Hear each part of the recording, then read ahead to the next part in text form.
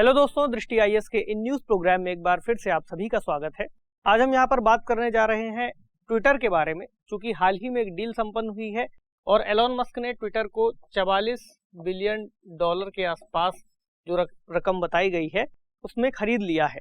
तो ये डील महत्वपूर्ण इसलिए नहीं है कि एक बहुत बड़ी अमेरिकी कंपनी को खरीदा गया है, बल्कि इसलिए भी यह बात बहुत महत्वपूर्ण है हमारे लिए जानना कि जो डील हुई है उसके बाद से जो एक सोशल मीडिया प्लेटफॉर्म के रूप में हम ट्विटर को जानते हैं, तो ट्विटर कैसे आने वाले समय में ऑपरेट करेगा।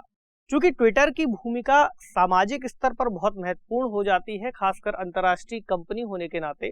अंतर्राष्ट्रीय स्तर पर लोगों के मत उसके अंतर्गत मौजूद रहते हैं, लोग अपनी बातों को, अपनी भावनाओं को शेयर करते हैं। और एक और सवाल ये भी होता है कि ट्विटर कैसे उस सभी डेटा को जनता के सामने लेकर के आता है। तो हाल ही में एलोन मस्क जब से इस डील को उन्होंने किया है उसके बाद से फ्री स्पीच पर बहुत ज्यादा बल दे रहे हैं। तो फ्री स्पीच का मुद्दा आज जब भारत से आकर के जुड़ेगा, तो भारत में इसके पहले भी ट्विटर को लेकर के बहुत ज्यादा अच्छे संबंध सरकार के साथ नहीं रहे हैं। ऐसे में एक और बात अभी हाल ही में निकल करके आई है, उस पर हम चर्चा करेंगे अभी। तो आज का टॉपिक है वह है एलोन मस्क, ट्विटर और अभिव्यक्ति की स्वतंत्रता। तो अभी हम इसमें न्यूज देखेंगे, न्यूज के अंतर्गत क्यों ये मुद्दा भारत से जुड़ रहा है या हम भारत से इसे क्यों जोड़ करके देख रहे हैं। क्योंकि डील काफी समय से चर्चा में थी, लेकिन आज इस टॉपिक को हमने क्यों चुना है इस पर भी बात करेंगे। क्योंकि यह मुद्दा फ्री स्पीच और ट्विटर से संबंधित तो है ही, लेकिन भारत में इस चीज को किस तरीके से डील किया जाएगा या डील किया जाता रहा है, इसको हम जोड़ करके समझेंगे। इससे जुड़ी क्या चिंताएं हैं, पिछले क्या केस रहे हैं, ट्विटर के संबंध भारत सरकार के साथ किस तरह से रहे हैं, उनको भी देखेंगे। क्या किया जा सकता है और एक सवाल जिसे आप मेंस के स्तर पर लिखने का अभ्यास करेंगे। यह जो विषय है जीएस पेपर 2 और 3 दोनों से ही जोड़ करके देख सकते हैं, यानी पॉलिसीज, सोशल जस्टिस और टेक्नोलॉजी यानी प्रौद्योगिकी, इससे जुड़ेगा। तो हाल ही में एलोन मस्क ने जो ट्विटर को लेकर के कहा है, how his free speech arguments could play out in India, यानी कि जो आर्गुमेंट एलोन मस्क ने दिए हैं ट्विटर को लेकर के, वे भारत में कैसा रोल अदा करेंगे। और इस पर एक टिप्पणी आ भी गई जब कांग्रेस से सांसद शशि थरूर जी ने कुछ बातें कही। तो चूंकि शशि थरूर इस वक्त संसदीय समिति इंफॉर्मेशन एंड टेक्नोलॉजी से संबंधित है, उसकी अध्यक्षता भी कर रहे हैं, ऐसे में उनके द्वारा दिया गया एक वक्तव्य बहुत महत्वपूर्ण हो जाता है। तो अभी हम आज के डिस्कशन में इसको भी देखेंगे कि उन्होंने क्या बातें कही हैं, कैसे वो इस पूरे टेक ओवर को एक चैलेंज के तौर पर देख रहे हैं, या फिर उन्होंने एटलीस्ट अपनी इस बात को तो स्पष्ट किया ही है कि यदि ऐसी कोई भी बाधा बनती है इस टेक ओवर के बाद फ्री स्पीच से संबंधित, तो वे यानी कि एक संसदीय जो समिति है उसको एक्शन लेना चाहिए। इस पर बात करेंगे। पहले हम शुरू करते हैं फ्री स्पीच और ट्विटर वाले टॉपिक से, जहां पर एलोन मस्क ने हाल ही में एक ट्वीट किया था और ट्विटर को लेकर के अपना कुछ दृष्टिकोण प्रस्तुत किया था। उनका कहना है कि किसी भी कार्यशील लोकतंत्र के लिए जो फ्री स्पीच या अभिव्यक्ति की स्वतंत्रता है वो उसका एक आधार होती है। बहुत अच्छी बात है। तो मस्क के ऐसे विचार बहुत अच्छे हैं, लेकिन इसके अलावा उन्होंने कुछ और भी बातें कही हैं। इसके अलावा एक और पॉइंट ये है कि जो फ्री स्पीच की वो बात कर रहे हैं वो भारत के संदर्भ में कैसे हम जोड़ करके देखेंगे, अभी इसको देखते हैं। उन्होंने कुछ और बातें कही हैं कि वे ट्विटर के अंतर्गत कुछ नए फीचर्स ऐड करना चाहते हैं, जैसे कि वो इसको एक ओपन सोर्स के रूप में विकसित करना चाहते हैं। ओपन सोर्स का मतलब एक एल्गोरिदम जो इस बात को बताता है कि किसी भी यूजर की जो टाइमलाइन है उसमें जो ट्वीट शो हो रहे हैं या फिर जो रिस्पॉन्स आ रहे हैं वो क्यों आ रहे हैं, या फिर कौन कौन से ट्वीट्स को हाइड किया जा रहा है, क्यों किया जा रहा है। तो इसको वो एक तरह से ओपन सोर्स के रूप में प्रस्तुत करेंगे, जहां पर जो यूजर है वो इसके कोड को देख सकता है। कुछ टेक्नोलॉजिकल एडवांसमेंट है, उसके बाद अभी हम अपने टॉपिक को सीधे सीधे इससे जोड़ेंगे। ठीक। दूसरी बात उन्होंने कहा है कि वो बॉट्स को यहाँ पर रोकेंगे, खासकर स्पैम बॉट्स, ऐसे बॉट्स जो एक तरीके से वायरस के रूप में कार्य कर रहे हैं, मैलवेयर के रूप में कार्य कर रहे हैं और कंप्यूटर के एक प्रोग्राम या कोड होने के बावजूद एक मनुष्य के तरीके से ऑपरेट कर रहे हैं। तो एक ह्यूमंस की पहचान कैसे हम कर सकेंगे, इसको भी लेकर के उन्होंने कुछ बातें कही हैं। ठीक। तो ये कंपनी को इस तरीके से आगे बढ़ाना चाह रहे हैं, ये मस्क जी ने कहा है। लेकिन जो फ्री स्पीच वाली बात है उसको लेकर के भारत में एक बार फिर से सवाल खड़े हो गए हैं, क्योंकि फ्री स्पीच को लेकर के जो ट्विटर का स्टैंस अभी तक रहा है वह बहुत ज्यादा अच्छा नहीं रहा है। अगर हम इसकी शुरुआत देखें तो ट्विटर के जो फाउंडर थे, को फाउंडर बीज स्टोन, उनका एक वक्तव्य था 2011 में। उन्होंने एक ब्लॉग लिखा था जिसका टाइटल था द ट्वीट्स मस्ट फ्लो, यानी कि जो भी ट्वीट है उनको बहते रहना चाहिए या फिर उनको उजागर रहना चाहिए, इस तरह से हम कह सकते हैं। उन्होंने लिखा कि हम हमेशा उन चीजों से सहमत नहीं होते हैं जिन्हें लोग ट्वीट करने के लिए चुनते हैं, लेकिन हम कंटेंट के बारे में किसी भी दृष्टिकोण के बावजूद सूचनाओं को प्रवाहित करते रहते हैं। तो ये ब्रिजस्टोन जी का यहाँ पर एक वक्तव्य था, जहां पर मोटी मोटी बात ये समझ में आ रही है कि किसी भी तरह का जो भी यूजर ओपिनियन हो उसको ट्विटर प्रदर्शित करेगा और ऐसी बात को वो फ्री स्पीच से जोड़ करके देखते हैं। ठीक, ये थी एक सामान्य सी बात जो फ्री स्पीच को लेकर के उन्होंने कही थी। लेकिन अगर हम इसी बात को भारत के संदर्भ में जोड़ करके देखें तो भारत के अंतर्गत जो फ्रीडम ऑफ स्पीच है या फ्री स्पीच कहें या अभिव्यक्ति की स्वतंत्रता कहें, तो ये शुरू होती है मौलिक अधिकारों के अंतर्गत।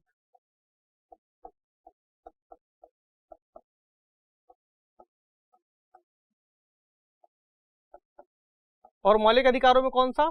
स्वतंत्रता का अधिकार, अनुच्छेद 19 वाक एवं अभिव्यक्ति की स्वतंत्रता। तो इसका अनुच्छेद 1 कहता है कि सभी नागरिकों को वाक स्वतंत्र और अभिव्यक्ति की स्वतंत्रता होगी। अनुच्छेद 19(1) का कहता है ऐसा। वाक यानी बोलने की और अपने आप को व्यक्त करने की स्वतंत्रता दे दी गई है। लेकिन इसके बावजूद एक और चीज जो जानने वाली है कि 1951 में जो पहला संविधान संशोधन किया गया था उसके अंतर्गत इसका दूसरा क्लॉज भी जोड़ा गया था, जिसमें ये बात निश्चित तौर पर कही गई थी कि युक्त निर्बंधन, यानी कि एक ऐसी स्थिति जहां पर कुछ स्थितियां ऐसी बन सकती हैं कि राज्य किसी विधि के द्वारा जो बोलने की स्वतंत्रता है, वाक एवं अभिव्यक्ति की स्वतंत्रता है, उसको कुछ सीमा तक बाधित कर सकता है। कौन सी स्थितियां हो सकती हैं? राज्य की सुरक्षा, विदेशी राज्यों के साथ मैत्रीपूर्ण संबंध, लोक व्यवस्था, शिष्टाचार या सदाचार के हित, न्यायालय की अवमानना, मानहानि या अपराध को बढ़ावा देने वाली कोई घटना। यदि कोई ऐसी स्थिति होती है तो सरकार कानून के जरिए ऐसे प्रावधान कर सकती है कि जो बोलने की आजादी है या फिर अपने आप को अभिव्यक्त करने का तरीका है, स्वतंत्रता है, उसको बाधित कर दिया जाए। अब यहाँ पर दोनों ही बातों में क्लैश शुरू हो जाता है, यानी कि जब ये बात कही जाती है कि मानव अधिकारों के अंतर्गत बोलने के अधिकार आते हैं, लेकिन उसमें जैसे ही रिस्ट्रिक्शंस लगते हैं तब ये सवाल खड़े होते हैं कि रिस्ट्रिक्शंस कब लगने चाहिए, क्यों लगने चाहिए, किन बातों पर लगने चाहिए। एक और मुद्दा जो हमेशा ही देखने को मिलता है वो ऐसा भी देखने को मिलता है कि मान लीजिए रिस्ट्रिक्शंस लगने हैं कुछ खास बातों को लेकर के और अभिव्यक्ति की आजादी कुछ खास बातों को लेकर के है। अब जब इस बात की वकालत की जाएगी कि रिस्ट्रिक्शंस गलत हैं तो उसमें इन बातों को हाईलाइट करेंगे कि किन बातों को लेकर के आजादी मिलनी चाहिए। यानी कि अब इन दोनों ही बातों को अगर आसान करके समझे तो ये बात निकल करके आती है कि कोई भी अधिकार चूंकि अगर वो एब्सोल्यूट नहीं है उसमें रिस्ट्रिक्शंस लगाए जा सकते हैं, तो बीच की कुछ ऐसी स्थितियां हो सकती हैं जहां पर उनका संतुलन बिगड़ता है।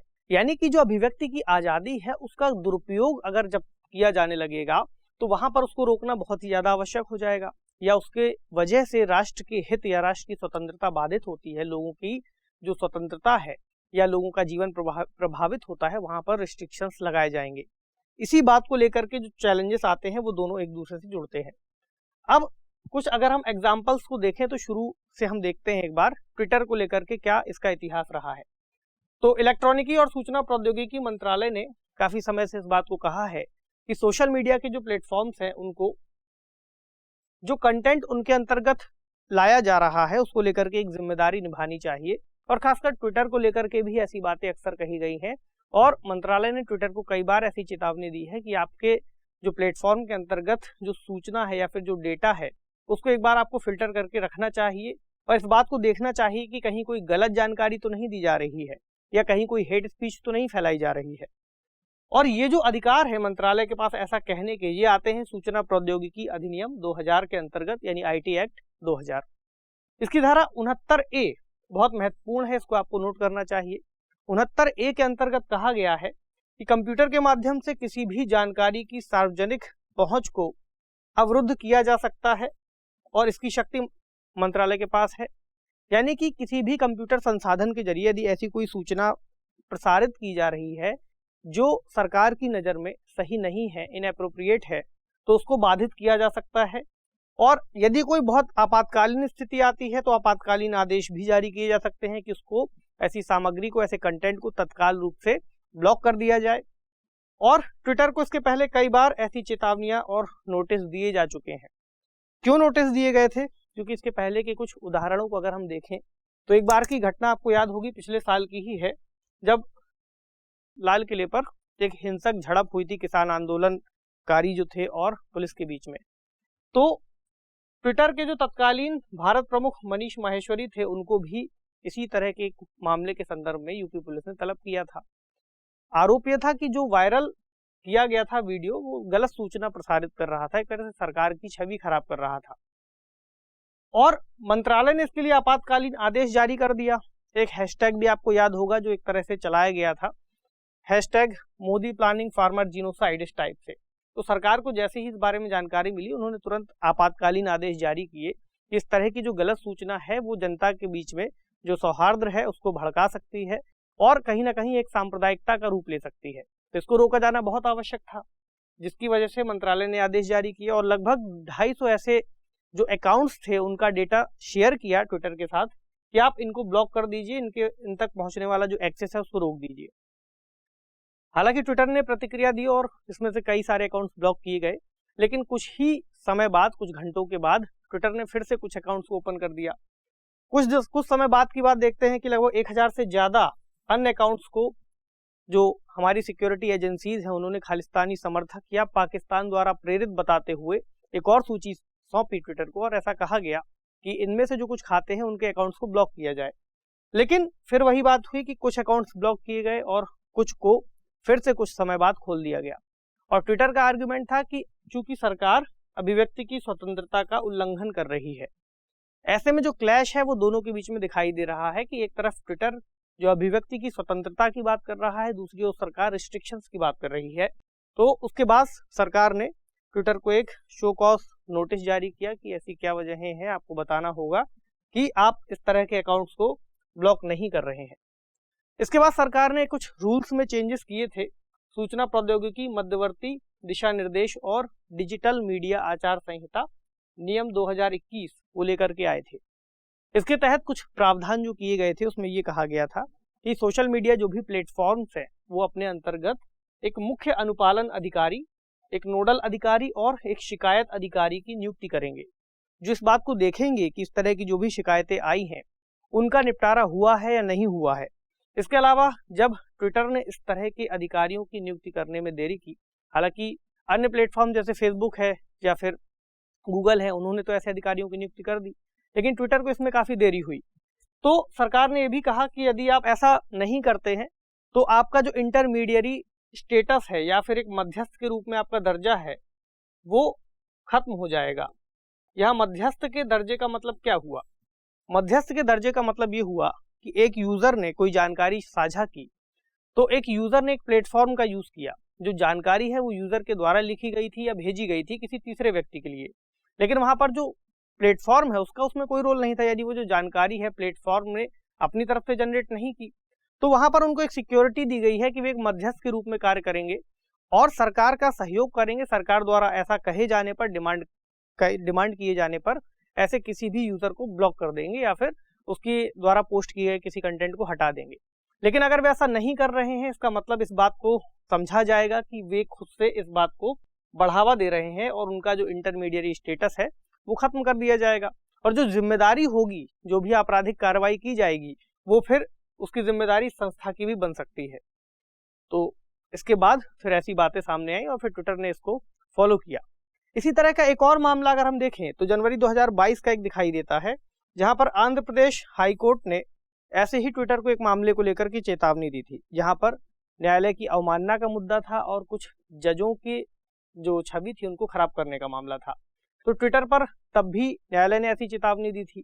तो ट्विटर को लेकर के हिस्ट्री कोई बहुत अच्छी रही नहीं है भारत के अंतर्गत इस तरह के मामले को लेकर के। तो अब जो मामला आया है उसमें चूंकि एलोन मस्क ने ट्विटर के साथ एक डील की है और अब चीजों को एलोन मस्क अपने तरीके से लेकर के चलेंगे। ऐसे में शशि थरूर जी ने भी एक ट्वीट करके कुछ बातें कही हैं। उन्होंने कहा है कि इस बात से कोई खास फर्क नहीं पड़ता कि किसी सोशल मीडिया प्लेटफॉर्म का मालिक कौन है। हमारे लिए प्रमुख मुद्दा ये है कि वे कौन सा कार्य करते हैं और कैसे करते हैं। अगर हमें कहीं पर भी इस बात की जानकारी मिलती है कि भारत के अंतर्गत फ्री स्पीच या अभिव्यक्ति की स्वतंत्रता को जिस तरीके से संचालित किया जाता है, अगर वे उसको बाधित करते हैं या फिर ऐसी परमिट या फिर ऐसी मतलब की अनुमतियां देते हैं जिससे हेट स्पीच या फिर घृणित हम कहें कि अभिव्यक्ति को बढ़ावा मिलता हो या गाली गलौज को बढ़ावा मिलता हो, तो निश्चित तौर पर उनके खिलाफ कार्रवाई की जाएगी।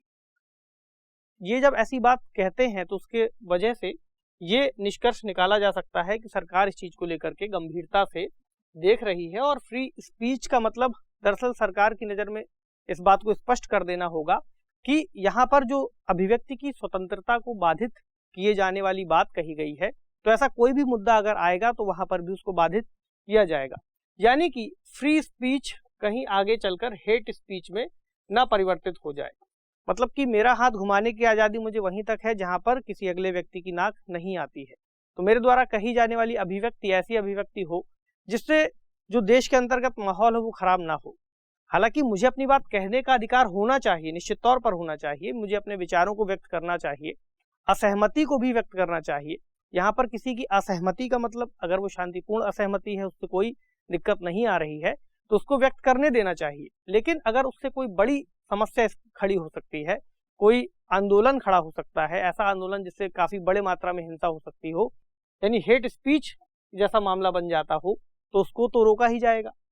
ये एक चैलेंज है कि ट्विटर द्वारा जो बात कही गई है वो इसमें ना परिवर्तित हो जाए। दूसरा, कंपनी की मानवाधिकार संबंधी जिम्मेदारियां भी हैं, तो उसको भी पूरा करना चाहते हैं। ये एक बड़ा चैलेंज हो रहा है जो हितों का संघर्ष के रूप में दिखाई पड़ता है। सूचनाओं को डिस्टॉर्ट जो किया जाता है उनको देखा जाना बहुत जरूरी है सूचनाओं के संबंध में अगर हम देखें। और उसके अलावा सूचनाओं तक सभी की निर्बाध पहुंच उपलब्ध कराया जाना जिम्मेदारी तो है, आवश्यक तो है, लेकिन अगर वो जानकारी ऐसी है जो बहुत संवेदनशील है तो उसको रोका जाना होगा। यानी बहुत ही हम कहें बहुत ही महीन लकीर है इस बात को स्पष्ट करने के लिए कि क्या चीज किस स्तर तक सही हो सकती है और किस स्तर तक उसको रोकना होगा। तो समाधान क्या हो सकता है? समाधान यही है कि जो अभिव्यक्ति की स्वतंत्रता है वो एक वैश्विक सहमति के रूप में सामने आई है और उस पर सभी की सहमति है इस बात को लेकर के कि एक लोकतंत्र के रूप में या फिर पूरी व्यवस्था को अगर हमें संचालित करना है सही तरीके से तो लोगों को अपनी बात कहने का अधिकार होना चाहिए। और मानवाधिकारों की जो सार्वभौमिक घोषणा भी है यूएन के अंतर्गत, उसका अनुच्छेद 19-20 की बात करता है। भारत के संविधान में भी इसकी बात कही गई है। लेकिन फिर वही बात कि हर चीज को एब्सोल्यूट नहीं कहा जा सकता और अभिव्यक्ति की स्वतंत्रता का अधिकार भी संपूर्ण अधिकार नहीं है, इस पर भी रिस्ट्रिक्शंस लगाए जाएंगे। तो जो रेगुलेशन है वो कानून के तहत किया जाएगा, नियम बना करके किया जाएगा, जिसमें जनता होगी, जनता की भी एक तरह से भागीदारी होगी उसमें कि जो भी विधान बनाया गया है उसमें इस चीजों को स्पष्ट किया गया है कि किस तरीके से किन किन पैमानों पर जाकर के रिस्ट्रिक्शंस लगाए जाएंगे। ना कि केवल एक मशीनरी का दुरुपयोग दिखाई पड़ेगा कि केवल अपने विरोधियों को दबाने के लिए या विरोधियों की आवाज को दबाने के लिए, राजनीतिक लाभ लेने के लिए इसका कोई दुरुपयोग किया जाए। इसके अलावा फ्री स्पीच और हेट स्पीच के बीच जो सीमांकन वाली बात है वो भी महत्वपूर्ण होगी। इस बात को भी स्पष्ट करना होगा कानून के माध्यम से या किसी अन्य तरीके से, कुछ नियम बना करके, कुछ रेगुलेशंस बना करके, कि हम कैसे उन चीजों को बाइफरकेट कर पाएं, अलग अलग कर पाएं कि इन चीजों को हटाया जाएगा और इन चीजों को रखा जाएगा। तो चूंकि अब डील हुई है तो आगे चल करके हम देखेंगे कि कैसे सामंजस्य बैठता है। लेकिन एग्जाम के लिहाज से महत्वपूर्ण पॉइंट ये था कि इस डील के बाद भारत कैसे इस डील को देखता है। और चूंकि फ्री स्पीच वाली बात है जो भारत में अक्सर एक संवेदनशील मुद्दा बनता है, तो इसको हम कैसे ट्विटर से जोड़ करके देख पाएंगे। चूंकि ट्विटर का संचालन भारत में भी होता है, इसलिए भारत के अंतर्गत इस बात को, इस मुद्दे पर बात करना बेहद जरूरी हो जाता है। सवाल क्या बनता है? सवाल देखें। बीते कुछ वर्षों में सोशल मीडिया प्लेटफॉर्म्स पर हेट स्पीच और सांप्रदायिकता के मामले बढ़े हैं, जबकि सोशल मीडिया साइटों ने ऐसे मामलों पर कार्रवाई करने में बहुत तत्परता नहीं दिखाई है। ट्विटर से जुड़े कुछ मामलों का उल्लेख करते हुए कथन का विश्लेषण कीजिए। 250 शब्दों में आपको लिखना है, तो इसके बारे में आपको बताना है कुछ मामलों को बताते हुए कि कब कब ऐसे दंगे या फिर ऐसे मामले सामने आए हैं जहां पर हेट स्पीच या फिर सांप्रदायिकता जैसा मामला बढ़ा है। और चूंकि ट्विटर पर हम बात ही कर रहे हैं, डिस्कशन में ट्विटर को ही लिया है, इसलिए ट्विटर से जुड़े कुछ उदाहरणों को आपको बताना है जिसको हमने यहाँ पर जिक्र भी जिनका किया है।